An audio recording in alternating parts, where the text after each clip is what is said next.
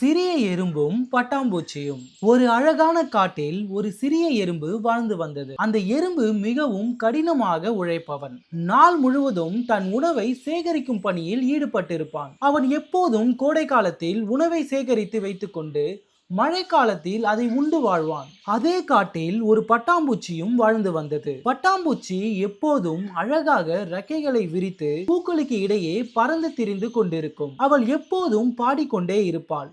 ஏன் இவ்வளவு கடினமாக உழைக்க வேண்டும்? வாழ்க்கை என்பது மகிழ்ச்சியாக இருக்க வேண்டும்.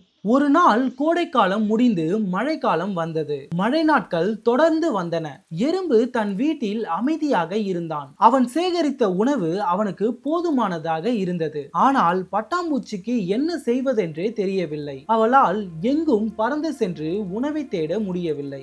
மழையில் நனைந்து பசியால் வாடினாள். பட்டாம்பூச்சி எறும்பின் வீட்டிற்கு சென்று, தம்பி, எனக்கு கொஞ்சம் உணவு தர முடியுமா? நான் பசியால் வாடுகிறேன் என்று கேட்டாள்.